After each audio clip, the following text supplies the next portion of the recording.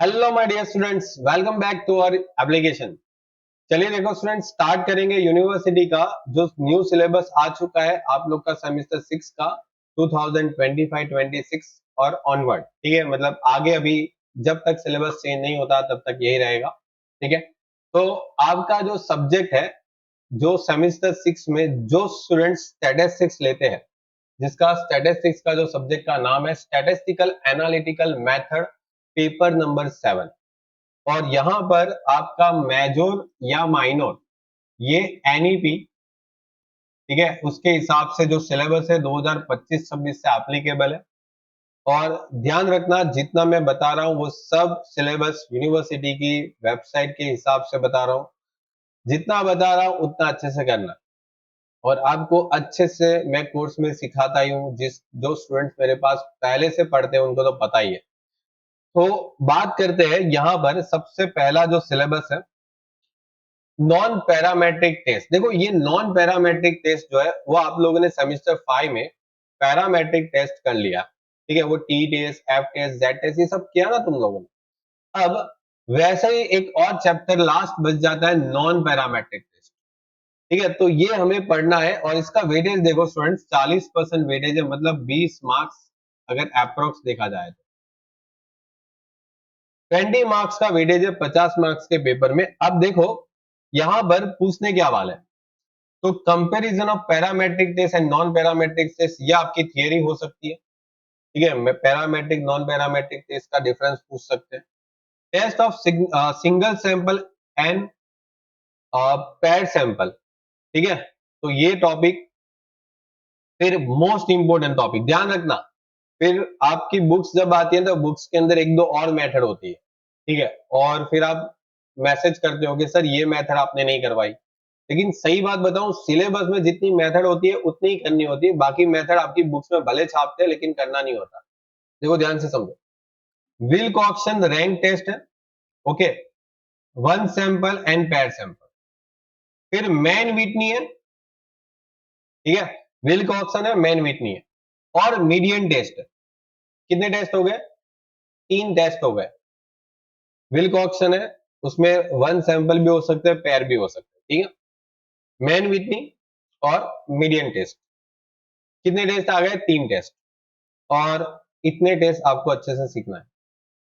ठीक है, जो भी है मैंने अच्छे से इस पूरे चैप्टर को ऑलरेडी रिकॉर्ड करके रख दिया है, आप अच्छे से उसकी तैयारी स्टार्ट कर सकते हो। क्योंकि आपका सेमेस्टर 6 जो है वो बहुत क्रूशियल होता है आपके लिए, क्योंकि यहाँ पर आपको स्कोर करना है। ठीक है, तो अच्छे से इस चैप्टर को तैयारी करना स्टार्ट कर दो, हो सके उतना जल्दी खत्म करो इस चैप्टर। ठीक है, प्रैक्टिस करो। अब बात करते हैं आपका एक और चैप्टर जो इस साल न्यू ऐड हुआ है। देखो ये जो चैप्टर था ना, वो ओल्ड सिलेबस में भी यही था और न्यू में भी यही था। ठीक है, ओल्ड में भी यही था, न्यू में भी यही था।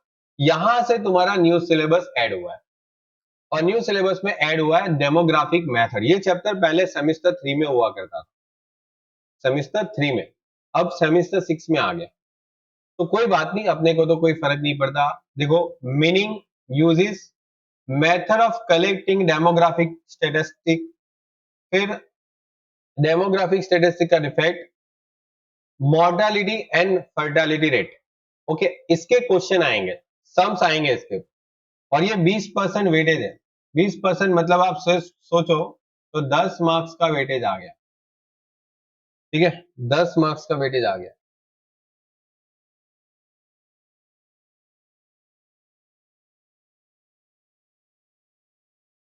ओके, 10 मार्क्स का इसका वेटेज आ गया। और इसमें ये टॉपिक से तुमको क्वेश्चन आने वाले, और ये सारे टॉपिक से क्वेश्चन करवाएंगे अच्छे से। तो अभी ये टॉपिक देख लो।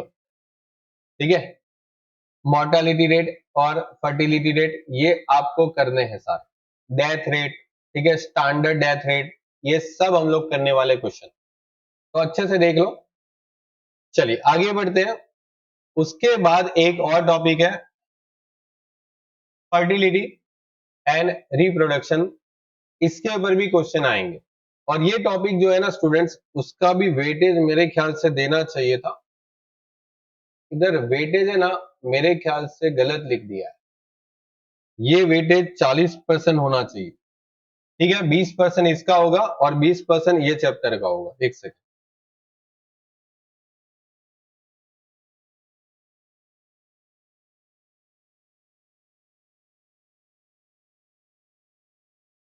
हाँ एक सेकंड, ये चैप्टर का भी 20% वेटेज होगा। इधर 20% इसका भी वेटेज होगा, क्योंकि यहां पर भी 10 मार्क्स का इधर से पूछेंगे, ठीक है। ये टॉपिक का भी 20% वेटेज होगा। यहाँ पर बर्थ रेट होगा, ऊपर डेथ रेट की बात हुई थी, यहाँ पर बर्थ रेट की बात होगी। बर्थ रेट, फिर general fertility rate, special fertility rate, total fertility rate, gross reproduction rate, net reproduction rate, ये सब के क्वेश्चन आ चुके हैं और आएंगे। आप बहुत ही सिंपल है, सही बात बताओ ना, बहुत सिंपल है। पहले सेमेस्टर 3 में हुआ करता था, अभी सेमेस्टर 6 में आ चुका, तो बहुत सिंपल है, ये करेंगे हम लोग टॉपिक। चले आगे बात करते हैं। हाँ, यहां पर नेशनल इनकम, ये मेरे ख्याल से इधर सिर्फ थियरी आने वाली, ये चैप्टर ओनली थियरी आएगा। 20% वेटेज है, मतलब 10 मार्क्स का इसका टॉपिक पूछा जा सकता है। और 20% वेटेज है, उसमें कॉन्सेप्ट ऑफ नेशनल इनकम, उसके यूजेस क्या है वो, मेथड क्या है वो, फिर यहाँ पर इसके कॉन्सेप्ट पूछे, ओके, और इसके एप्लीकेशन पूछिए, ओके। तो ये हम लोग जो टॉपिक है वो कंप्लीट करेंगे। तो एक बात समझो, एक ही चैप्टर थियरिकल है, बाकी सब चैप्टर प्रैक्टिकल है, ठीक है। तो यहाँ से स्टार्ट करो पहले आप अपने सिलेबस में। ये चैप्टर हम लोगों ने ऑलमोस्ट कंप्लीट करके रख दिया है। जैसे जैसे आपका सिलेबस आगे बढ़ता जाएगा, वैसे वैसे मैं न्यू टॉपिक, ये वाले जो टॉपिक है उसको भी ऐड करता जाऊंगा, और आप अच्छे से तैयारी करना स्टार्ट कर दो, ओके। क्योंकि मैं आपको बार बार बोल रहा हूँ, सेमेस्टर 6 आपका बहुत इंपॉर्टेंट होता है। यहाँ पर अगर आप सिलेबस अच्छे से कवर करते हो, एग्जाम भी आपकी जल्दी आ जाएगी ऑलमोस्ट।